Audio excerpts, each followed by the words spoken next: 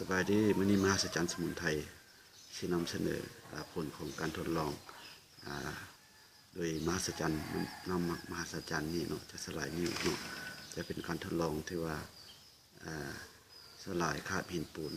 อยู่ในคุเบตงเนาะที่ใช้แล้ว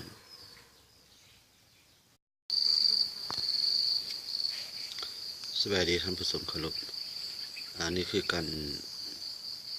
ทำการทดลองที่ว่าเอานำหมักผลไม้เนาะมีประมาณ19ชนิดเนาะและบางชนิดก็หมักได้ปีกว่าเนาะปี3-4 เดือนบางชนิดก็หมักได้ประมาณ8-9 เดือนเนาะแต่น้ำอยู่ในนี้คือพวกท่านเห็นนี้ได้ผสมกับน้ำหมักประมาณ1/3ของลิตรและก็มีน้ำ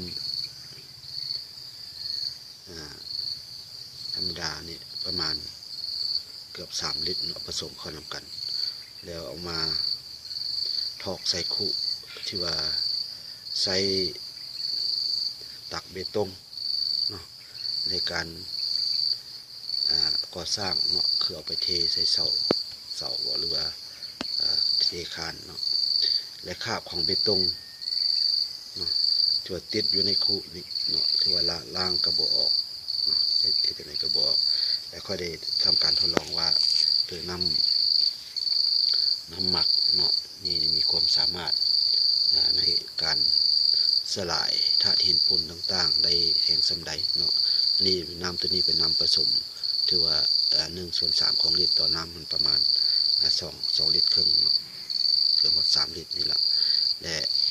เอามาเบิ่งกันพวกท่านเนาะและอยู่ในนี่บอนที่ว่านำ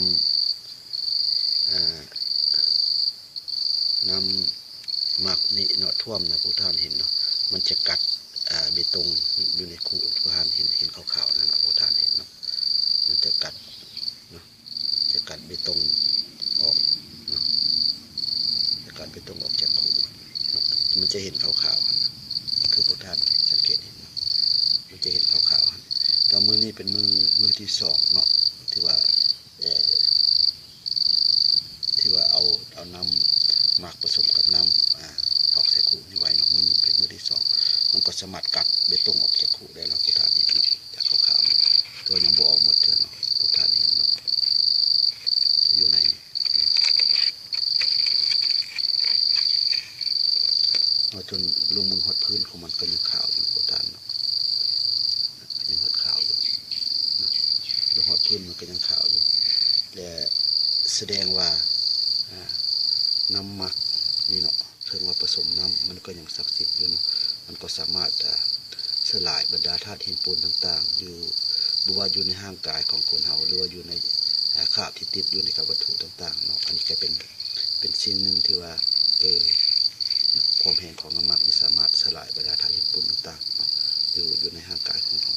เนาะหรือว่าทั้งอยู่ในคุกนี่ตัวอยู่ในม.1ที่ข้าพเจ้าได้ทดลองมาก่อนเนาะนี่ฉะนั้นท่านใดหากที่ว่าเป็น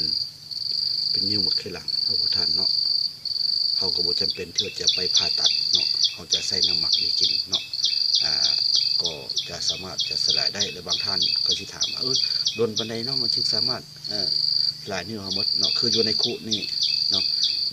มันน้ำมันแช่โดยกงแต่ว่าเมื่อเขากินเข้าไปมาไขหลังเขามันจะน้อยเนาะน้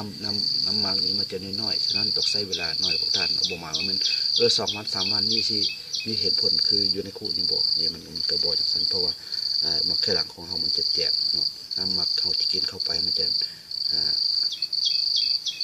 ะน้อยเนาะมันจะน้อยมันจะค่